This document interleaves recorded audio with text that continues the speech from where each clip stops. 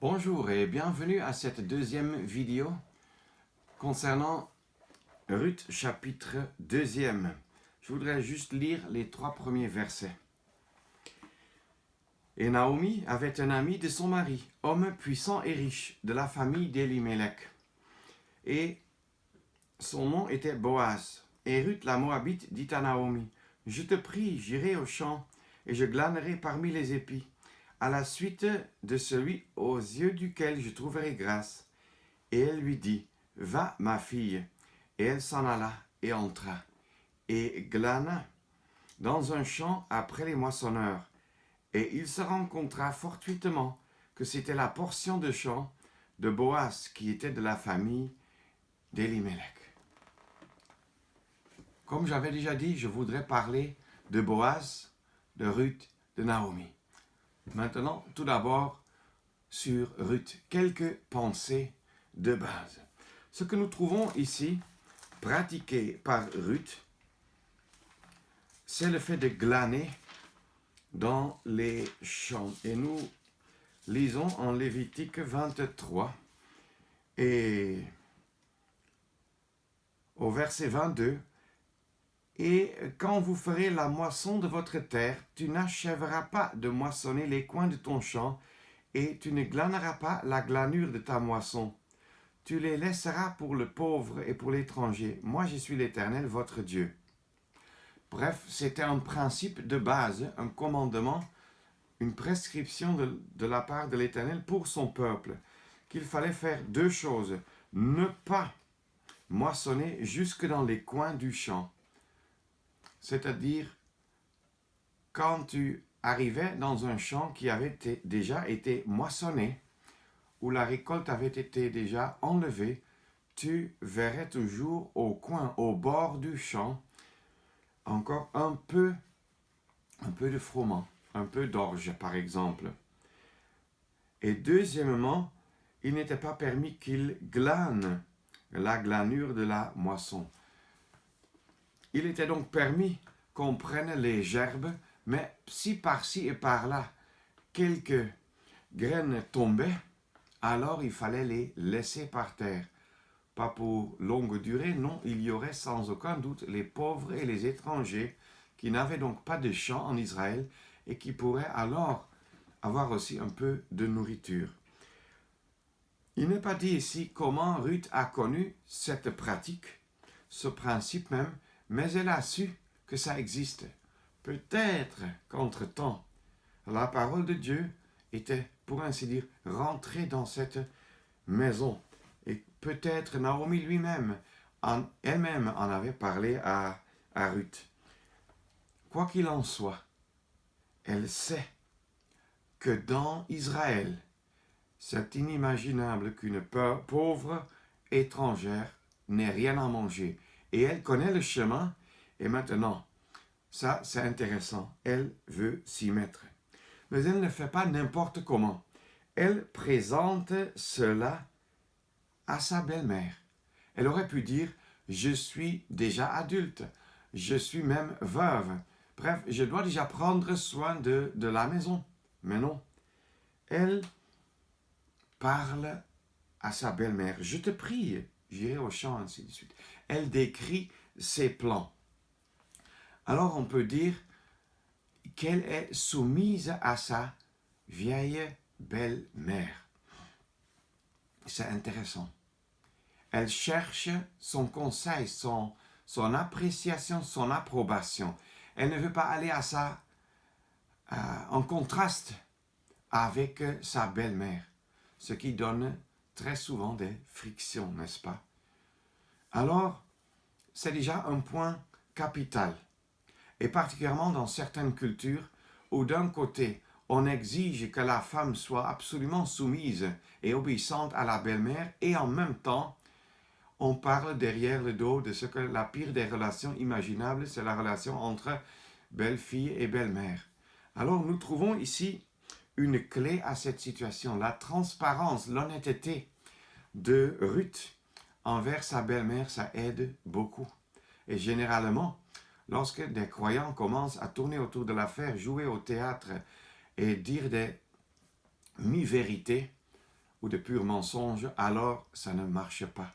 Les frictions en sont le résultat entre les hommes en dehors du fait que c'est un péché devant Dieu. Aussi plus tard dans ce chapitre, quand la belle-mère Naomi dit « Non, non, non, ne reste pas auprès des jeunes hommes, que ta compagnie soit plutôt les jeunes filles, les jeunes femmes même. » Verset 22, « Il est bon, ma fille, que tu sortes avec ces jeunes filles, c'est-à-dire celles de Boaz, les serviteurs, les servantes. » Et verset 23, « Et elle se tint auprès des jeunes filles de Boaz. » Nous voyons qu'elle fait ce que sa belle-mère plus expérimentée dit. Est-ce que cela veut dire que tu dois être aveuglement obéissante ou obéissant à la génération âgée? Non. Tu as ton Seigneur et Maître, tu as la parole de Dieu.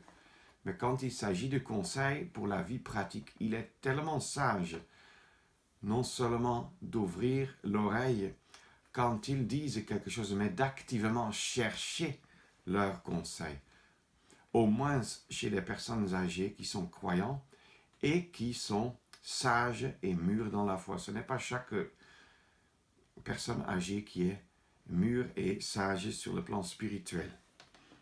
Dans le verset 3 au milieu, nous lisons « Et il se rencontra fortuitement » que c'était la portion de chant de Boaz. Ça, c'est intéressant. Comment la parole le décrit ici. Pour elle, ici, c'est décrit de par la perspective de Ruth. Il se rencontra fortuitement. Mais nous savons avec clarté que c'est Dieu lui-même qui œuvre, qui est au travail derrière les coulisses, n'est-ce pas? Qui prend soin de tout ce qui se passe ici pour atteindre son but. Nous avons aussi vu que non seulement Ruth est obéissante, voire au moins soumise et transparente envers Naomi, mais nous voyons encore un autre point. Elle est zélée, active, énergique. Elle sait travailler.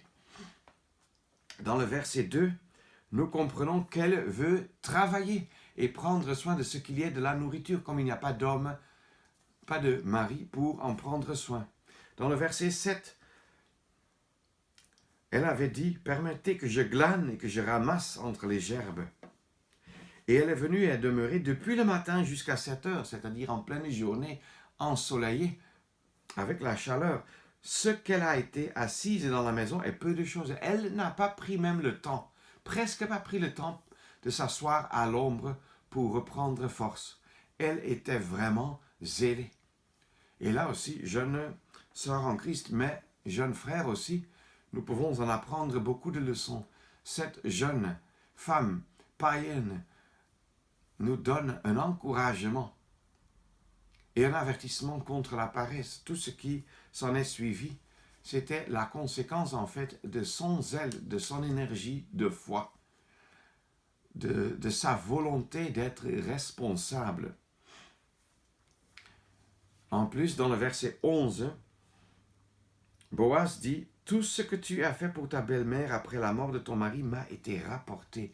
Et comment tu as quitté ton père et ta mère et le pays de ta naissance. » C'est-à-dire que la bonne renommée, le bon témoignage de Ruth était déjà répandu à Bethléem et dans cette zone du pays d'Israël.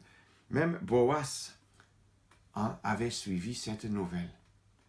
Nous n'avons pas lu que ça a été dit par le serviteur qui a tout simplement dit c'est la femme, la jeune femme qui est venue avec Naomi du pays de Moab. Mais Boaz avait déjà entendu parler de Ruth et connaît donc exactement le contexte.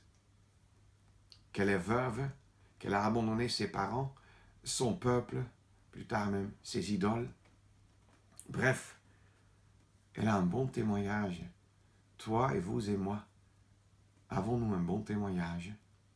Et un dernier point, dans le verset 2, « À la suite de celui aux yeux duquel je trouverai grâce. » Verset 10, au milieu, « Pourquoi ai-je trouvé grâce à tes yeux? » Verset 13, « Mon Seigneur, que je trouve grâce à tes yeux. » La grâce joue un rôle capital dans sa vie. Et non seulement la grâce qui opère derrière les coulisses, mais la prise de conscience de ce qu'elle est l'objet de la faveur, de la grâce, de la miséricorde divine. Ça, c'est un point touchant que nous pouvons également apprendre de cette femme Ruth. Puissions-nous avoir les yeux et les oreilles et le cœur ouverts pour apprendre en réalité cette leçon. Sur Naomi, nous allons avoir quelques méditations la prochaine fois. Donc, à bientôt et que Dieu vous bénisse entre-temps.